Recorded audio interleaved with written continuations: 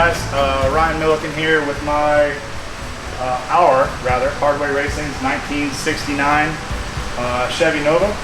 I've been kind of hinting around about the race car for several months. Some of you have seen it, some of you were begging me to see it, but I was having fun playing the game. So this will actually be a, we want to show this build along the way and show you guys what goes into a build like this. So Craig here behind the camera is going to be doing a bunch of recording over the next several months as we get this race car ready to go down the track. This will be the first of hopefully many videos we're going to do. So if you guys haven't gotten the chance to check out the article from Diesel Army, and I believe it's on Dragzine as well, my friend Art Maupin did all the editorial on that, and Courtney Paulshock did all the photography.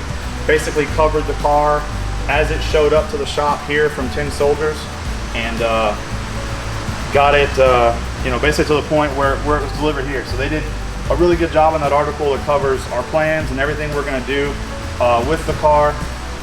So I'm not going to cover that with the YouTube channel. So if you get a chance before you start into this stuff, go back and check that article out and then come back and pick up here. So if you've seen that article, you saw it with the front end on, you saw it with the windows in it. It doesn't have any windows in it right now, with the exception of these, which these are still factory doors. They roll up and down, vent windows and all that stuff. So obviously these windows are not going to come out.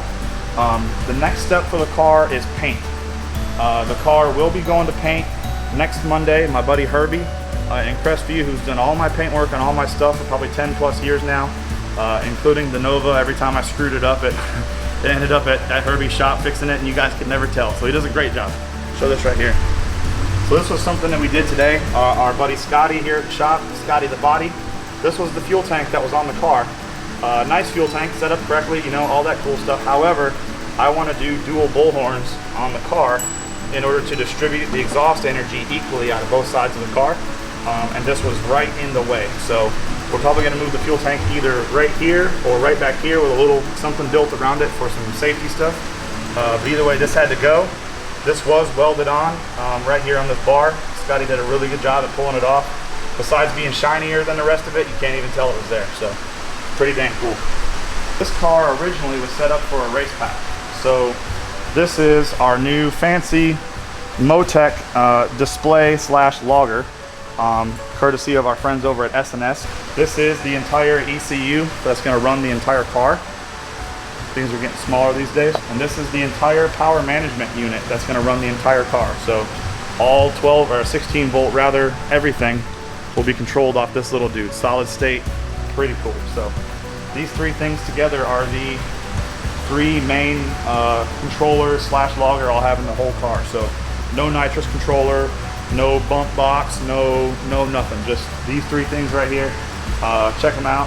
Available through S&S Performance, or S&S Diesel Motorsport rather. This thing right here was set up for a race pack to just bolt right on, but it also doesn't quite match. So I'm gonna have Scotty cut this thing off, probably right here, cleanly, so you can't even tell it was there, and make me a new one that fits the back of that. So this can sit in my dash right where the race pack did. And thankfully this screen is a little bigger than the race pack. So the dash that goes over this, we'll just cut it out and you'll never tell it was even set up for a race pack because it'll be perfect for this. All right, so I believe they were gonna run a Holley engine management system in the car, and that's what that EC or that bracket is set up for. I'm not going to cut that off. We're going to use it. I'm going to get probably a sheet of carbon fiber that will bolt to that, and then the Motec PDM and ECM will mount to that over there. So this is tomorrow's project. On our way from our friends over at the Leaf Spring Nation, Jason Digby and Mags Fabworks sent all of the brackets for the nozzles for a fire suppression system. So we're actually going to put a dual stage fire suppression system in the car that's going to have two separate methods of activation, both manual, and in the cab we'll have an automatic activation. So if it sees fire and it's armed inside of the car, it will dump the fire suppression system in here. So if I get in a wreck, I get banged up, I'm not able to pull the lever for whatever reason, and there's a fire in this cab, that suppression system will go off. So that's Mags Fabworks Jason Digby and all my friends over at Leaf Spring Nation hooked it up with that. So they're going to send the brackets. That way we have those mounted in the right spots before the car goes to paint. This is a lot of people ask about the car and they're like, well, you know, where's the rest of it? Well, you got to put the rest of it together. So I've got brakes, I've got, the transmission here from Suncoast. This was sent up there for mock-up. Doesn't even have gears or anything in it yet, but it will bolt directly into place, so that part is there. This is almost the entire interior of the car. This is the rear trunk lid. This is the carbon that goes in the car to finish it all out. The guys at Tin Soldiers did a really good job at installing it all. All the bolts are in the right place. You basically just fold it up. It goes in a certain way, and the bolts just fall into place. You don't have to wrestle it or any of that stuff. So it just fits perfect. Turbo here. This guy showed up not too long ago from Garrett Turbo. It's a GTX 85 millimeter. We're doing that for a little bit of a weight break, but 85 millimeter GTX 55. And the boys up at Freedom Racing Engines are already asking for it. They want to put it on the engine dyno and see what we can do with this turbo all by itself before we start giving it the juice. All right, so talk about bodywork stuff real quick. Everybody asks me if I'm keeping the white top. The answer is no. It is pretty. I'm sure a lot of you like it. I've had people begging me to keep the white top. However, I'm a black Vans kind of guy, and the white top is a little too much white New Balance, tall white socks and jorts for me. So maybe like 30 years from now, I'll put the white top back on it. But for now, the whole car is going to go blue. The car is going to go to paint twice. The first time it goes to paint is, of course, to cover all of this raw metal, because we live in the state of Florida and everything rusts really bad. So everything that is a tube, like this dude here, everything that's a tube or a piece of frame rail is going to go satin black.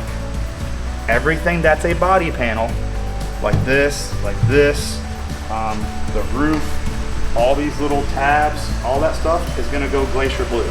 Interior of the car is original. This is original 69 door panels. So I'm going to try to keep this theme in the car. So everything tube will go satin black, kind of to match the steering wheel.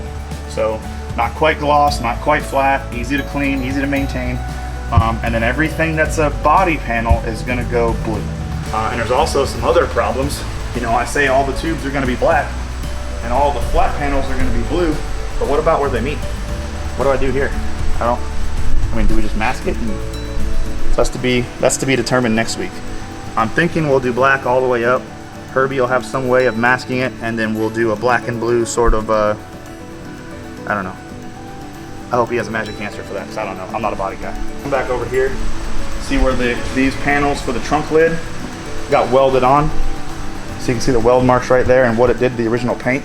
So those weld marks, or these bubble marks from the paint, this will likely all get sanded and this will all be primered right here, while this stuff that's already blue and not going to rust is just going to get left alone. Another dilemma that I have that I'm hoping Herbie can solve for me is the bumpers. This bumper comes off. So it would be really cool, I think, it's a carbon bumper. It'd be really cool if I can take this and have it chromed, because that's the way the car looked in 1969, right? It'd be awesome. However, the front end bumper is built into the front end and I can't separate it.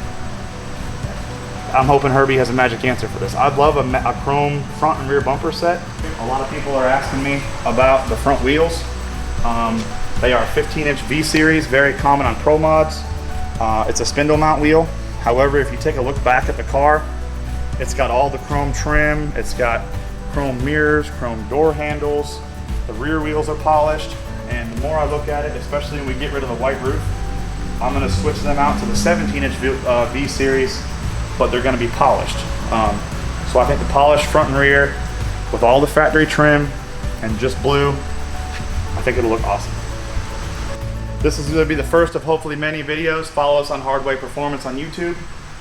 The next video that we do will hopefully be the car at paint. We'll get Mr. Craig here behind the camera to come up to Herbie's shop, and we'll kind of show it mid-process what's going on, and hopefully we'll have some answers as to what we're doing with the bumpers and some other stuff I don't know. So thanks for joining us.